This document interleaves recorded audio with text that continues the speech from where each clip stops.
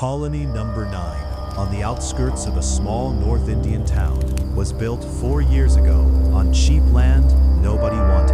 The builders never said why the land was cheap. Meera Sharma didn't ask questions. She just wanted a quiet home after her divorce. And Plot 14 was quiet, too quiet. Neighbors sometimes said they'll never turn face.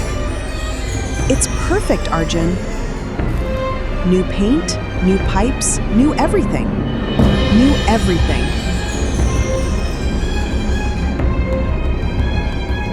Just old land. Ask around before you sign anything.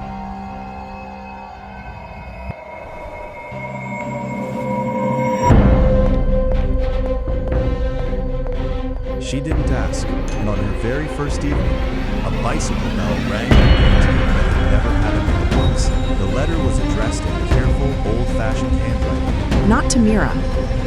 To a name she'd never heard, at an address that was, impossibly, her own front door. Mr. and Mrs. Verma, House 14, Colony Road.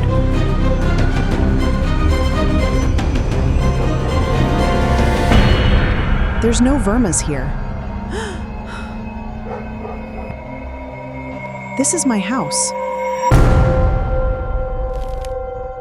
Not to Meera, to a name she'd never heard, at an address that was, impossibly, her own front door. She stepped outside to return it, but the street was empty. No cyclist, no footsteps fading, just a cold patch of air by the gate, like a doorway someone had just closed. Beta, come inside.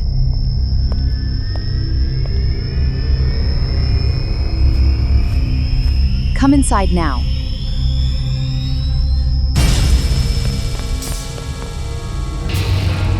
Don't stand out there after dark. Mrs. Kapoor's hands trembled as she looked at the envelope.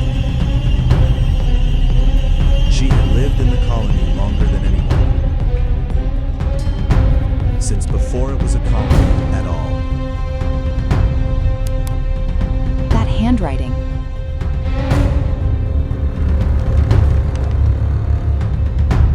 I haven't seen that handwriting since I was a girl. Whose is it?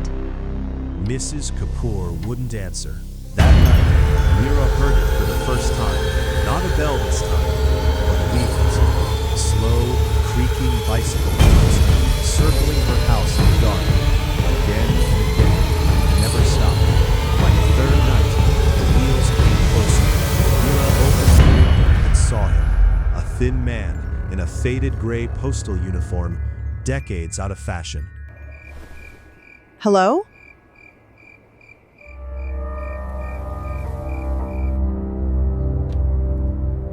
Are you lost? Standing utterly still beneath the street lamp, he didn't answer. He simply held up another letter, the same handwriting, the same names. Then he began pedaling, directly toward her gate, through the gate, as if it wasn't there at all. Meera screamed and slammed the window. When she looked again, the street was empty, but the letter was already on her doorstep, waiting. She burned the letters.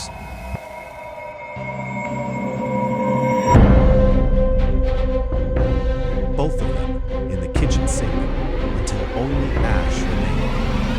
She thought that was the end of it. It wasn't. The next morning, the letters were back on the nightstand, unburned, undamaged, the ink still wet as though written words. This isn't possible. I watched them burn. That's when she noticed. Every letter carried the exact same date.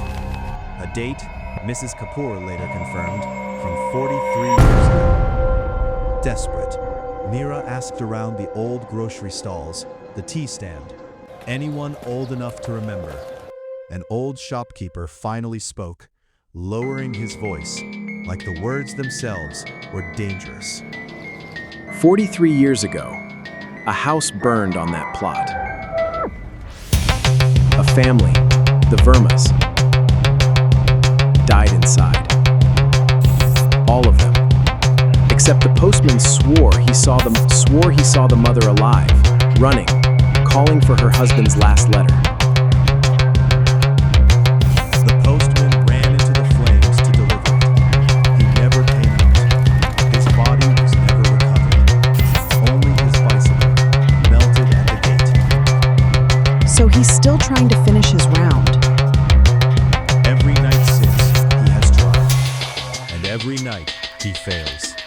Because the house that should receive it no longer exists.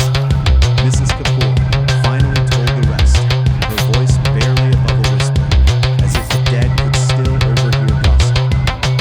The fire wasn't an accident, Beta. Mr. Verma owed money to men who didn't forgive debts. They locked the door from the outside. The postman was the only one who tried to help. Ram Lal, the postman, died a hero nobody honored. His route was reassigned within a week. His name was never spoken at the post office again. He's not haunting this house. He's still trying to finish his job. And a duty left unfinished, the old people say, does not rest. It repeats forever until someone lets it end. That night, Mira didn't hide. She sat on the front step with both letters in her lap, waiting as the bicycle bell rang closer, closer, until Ram Lal stood before her, solid as memory. I can't give this to the Vermas. They're gone.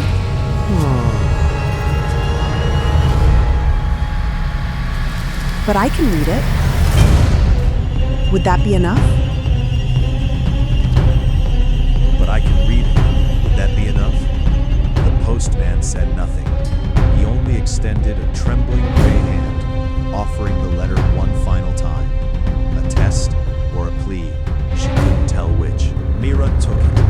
Her fingers passed through paper colder than any winter she'd known. She opened it. Inside was not a bill, not bad news, but an apology. Mr. Verma, in his final hours, had written to his wife, begging forgiveness for the debts that had cornered them both. Forgive me. Whatever comes tonight, know that I loved you before anything else. As the last word left her lips, Ramlal's shoulders eased, as if 43 years of weight had finally lifted. The bicycle bell rang once, softly, like a sigh, and then the street was simply, permanently empty. The letters turned to ash in her hands, real ash this time, and it stayed ash. Colony number 9 never heard the bicycle bell again. You did what none of us had the courage to do in 43 years. He just wanted someone to listen. That's all any of us want, isn't it? Grief, once it finds a door left open, doesn't always leave quietly. And some say another envelope is already appeared, this time addressed to Mira herself. If you enjoyed tonight's tale, subscribe and ring the bell so you never miss the next knock at midnight.